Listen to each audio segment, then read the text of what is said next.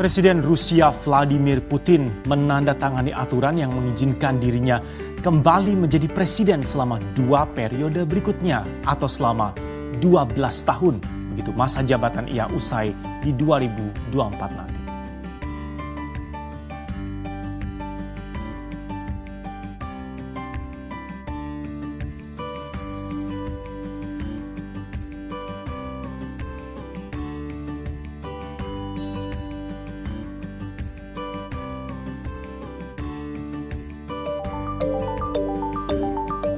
Pemerintah memastikan ibu kota negara akan segera pindah ke Kalimantan Timur.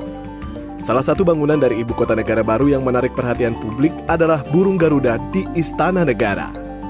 Desain tersebut merupakan karya dari seniman Nyoman Nuarta yang dipilih lewat sayembara oleh Kementerian PUPR.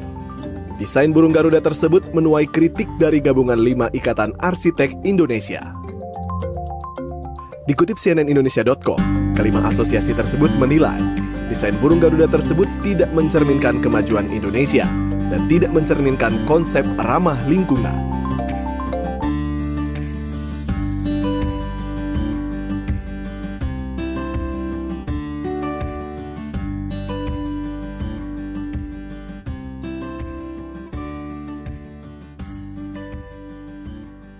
Tahun 2020 kemarin meninggalkan kesan yang tak terlupakan. Selain kesan, ada juga hal lain yang belum bisa ditinggalkan di 2021 ini, yaitu resesi ekonomi. Perekonomian Indonesia terkontraksi, belum bisa keluar hingga saat ini, tapi diprediksi secara tahunan di 2021 ini akan lebih baik. Kita akan bahas singkat dalam Ekonomi Indonesia Siap Lompat di 2021. Pertama kita akan lihat seperti apa proyeksi beberapa institusi dalam negeri terhadap pertumbuhan ekonomi Indonesia di 2020 dan di 2021 berdasarkan riset yang sudah dilakukan oleh tim CNBC Indonesia. Nah, kita akan lihat yang pertama, Bank Danamon ini mengatakan pertumbuhan ekonomi sepanjang tahun 2020 kemarin Indonesia minus 1,78%, tapi di 2021 secara year on year akan bertumbuh hingga 3,46%. Lalu juga dari Mirai Asset yang kedua di 2020 katanya ini minus lebih dalam lagi, bahkan sampai 1,96.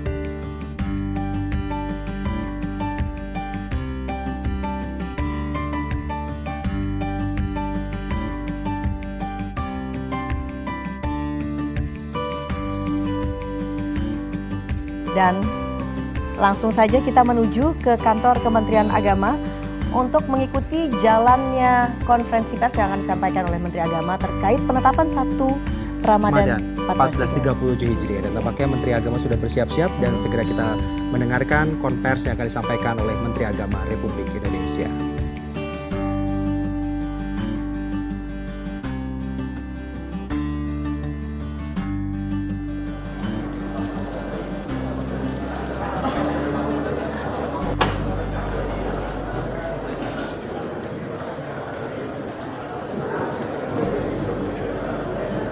Kita bisa mulai.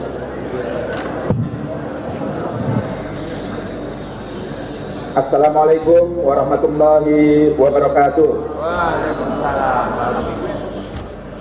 Selamat malam dan salam sejahtera bagi kita semua. Yang saya hormati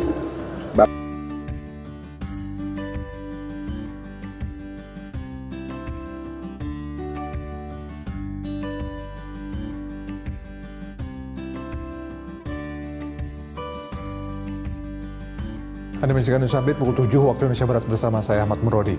Menteri Sosial Tri Risma hari ini mengunjungi warga korban banjir bandang di Kabupaten Bima, Nusa Tenggara Barat. Risma memberikan bantuan makanan siap saji, sembako kepada warga korban terdampak banjir bandang. Menteri Sosial Tri Risma hari ini mengunjungi pengungsi korban banjir bandang di 2 kecamatan di Kabupaten Bima, Nusa Tenggara Barat. Tri Risma hari ini sempat berdialog dengan sejumlah anak korban banjir bandang. Tri Risma hari ini mengatakan akan menggandeng semua unsur terkait termasuk media di Jakarta untuk membangun rumah para korban banjir bandang di NTB.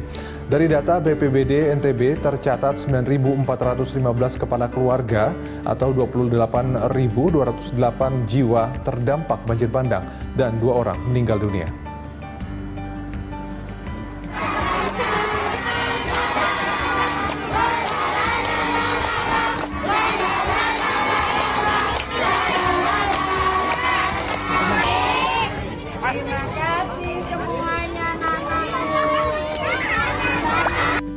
sakit, kita akan bantu untuk biaya sedikit untuk pengobatan. Tapi kita lihat nanti juga misalkan untuk perbaikan rumah. Di Kementerian PU juga ada penanganan rumah. Nanti kita lihat, saya juga sudah gandeng beberapa media di Jakarta yang selama ini melakukan bantuan. Ini sudah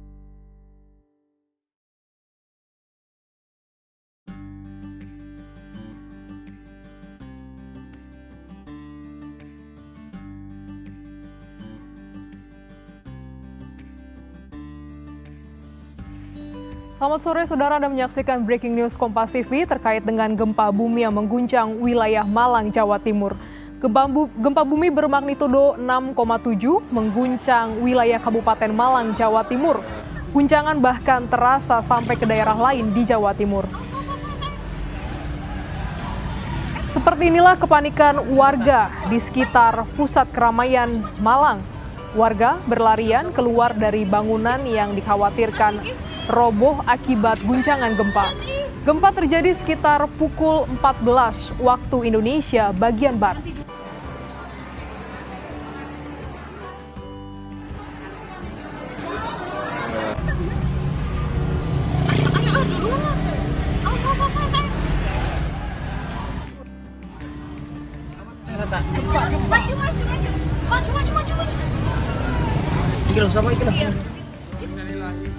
Kepanikan warga akibat gempa juga terjadi di Lumajang, Jawa Timur.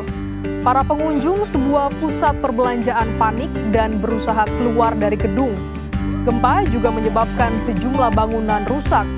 Sementara korban masih didata oleh pihak berwenang.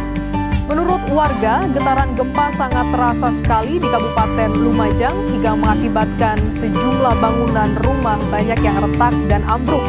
Hingga saat ini, Saudara, Badan Penanggulangan Bencana Daerah Kabupaten Lumajang masih melakukan pendataan terhadap korban dan kerusakan bangunan.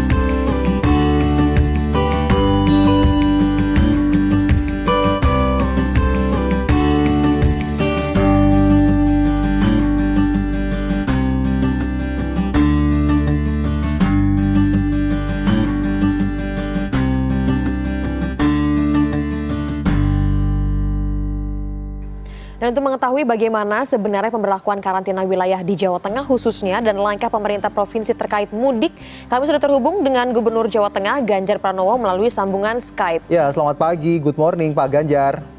Ya, selamat pagi.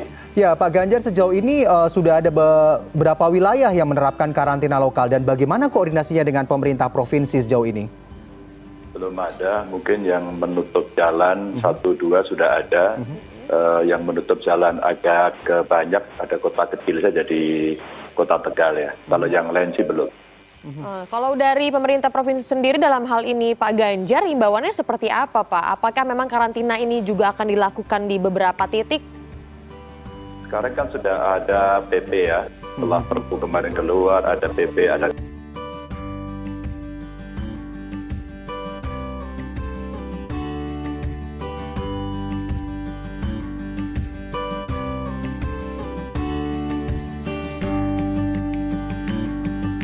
Menyaksikan langit cerah dan pemandangan indah seperti negeri di atas awan adalah hal yang sayang untuk dilewatkan. Akhir pekan ini kami ajak Anda untuk melihat negeri di atas awan yang berada di Provinsi Jawa Tengah, tepatnya di dataran tinggi Dieng. Kami juga menyiapkan informasi soal kuliner lezat khas daerah Wonosobo yang cocok sekali dimakan di tengah udara dingin.